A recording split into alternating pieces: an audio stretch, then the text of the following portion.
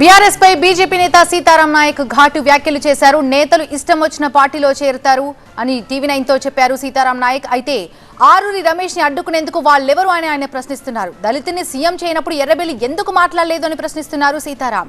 ఆరూరికి మంత్రి పదవి ఇవ్వనప్పుడు ఎవరూ ప్రశ్నించలేదు. ఆరూరి స్వేచ్ఛగా డెసిషన్ తీసుకోవచ్చని చెప్తున్నారు సీతారాం నాయక్. ఆరూరి ఇంటి దగ్గర పరిణామాలు నాటకీయంగా ఉన్నాయి.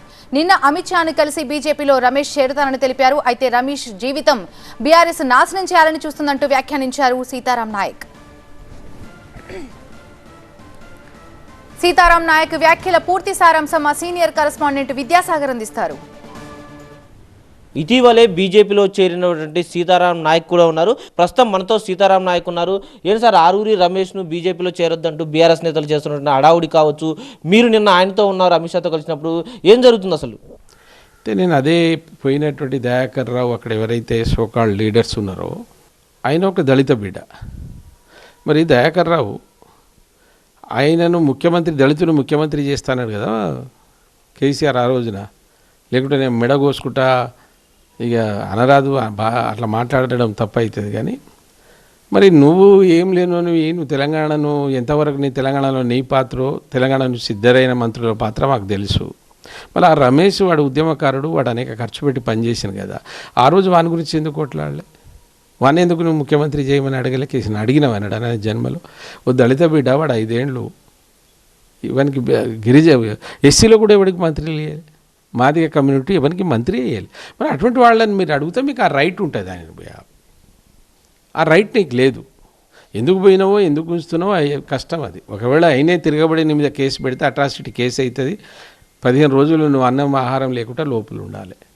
ఈ కోపం నేను ఎందుకు గట్టిగా మాట్లాడుతున్నానంటే, నా జీవితాన్ని ఖరాబ్ చేసిన వీళ్ళు 5 సంవత్సరాలు ఒక తెలంగాణ ద్రోహి కుటుంబాలలో.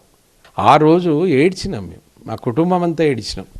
ఎవరు వచ్చిరు? ఇదే దయాకర్ రావు, ఇదే సత్యవతి, అందులో కడియం శ్రీహరి, అప్పుడు ఆమె ఎలక్ట్ అయినటువంటి కవిత. ఈ 5 ఏళ్ళు ఏం చేసిన? గడ్డి బీకినా, సంకనాకినా? మీరు ఒకరోజు మాట్లాడరు. ఎందుకు ఎస్సీ ఎస్టీల జీవితాలతో ఆడుకుంటారు? ఎవడిష్టం వాడు.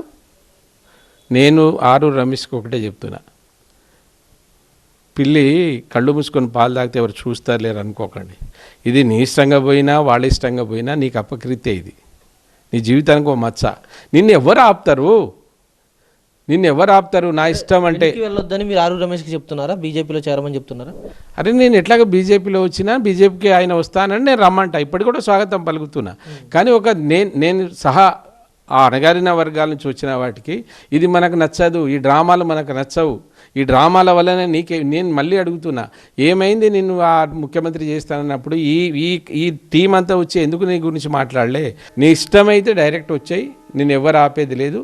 నేను ఆల్మోస్ట్ కంటగా ఒప్పుకున్నట్టే కదా. నువ్వు జాతీయ ఎవరు వాళ్ళ వీళ్ళ దగ్గర మాట్లాడితే వేరు, కానీ నువ్వు జాతీయ నాయకుని దగ్గర మాట్లాడిపోతే రేపు ఏం విలువ ఉంటుంది మీకు?